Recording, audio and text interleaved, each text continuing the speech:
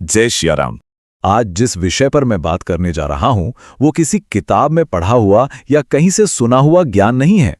ये बातें मेरे पिछले 10 साल के आध्यात्मिक अनुभव, मेरी साधना और उन अनगिनत लोगों के जीवन से निकली हैं जिन्हें मैंने बहुत करीब से देखा है। सोचिए, अगर किसी को सपने में एक ही चीज, एक ही दृश्य बार बार दिखे और वो भी एक काले सर्प का, और ये सिर्फ एक या दो बार न हो बल्कि एक सिलसिला बन जाए, बार बार वही सपना आए, तो इसे एक मामूली सपना समझकर नजरअंदाज नहीं करना चाहिए।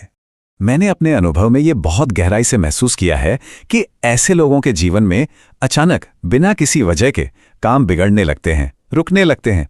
मन में एक अजीब सी बेचैनी घर कर जाती है, अंदर ही अंदर एक अनजाना सा डर बना रहता है, या फिर हर समय एक बोझ, एक भारीपन सा महसूस होता है।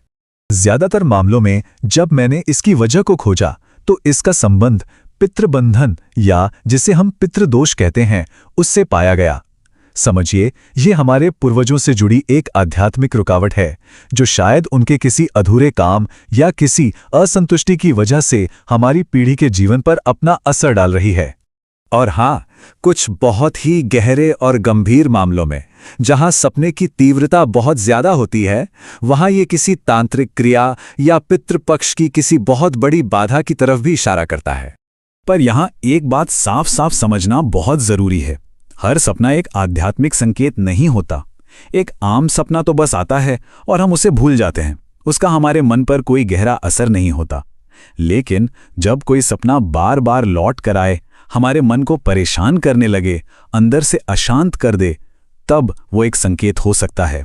ये सब बताने का मेरा मकसद किसी भी तरह का डर फैलाना बिल्कुल नहीं है। इसका उद्देश्य सिर्फ समझ पैदा करना है, चेतना को जगाना है। एक बात हमेशा याद रखनी चाहिए, हमारे शास्त्र भी यही कहते हैं और मेरा अनुभव भी, कि जहां जहां संकेत होते हैं वहां वहां समाधान भी मौजूद होता है। तो अब सवाल ये उठता है कि अगर ऐसी कोई स्थिति है तो उसमें करना क्या चाहिए, इसके समाधान क्या हैं? इस पर हम आगे विस्तार से जरूर बात करेंगे। पर अभी के लिए, इस क्षण के लिए इतना विश्वास रखना जरूरी है कि सुरक्षा है और समाधान का रास्ता भी है। जय श्री राम।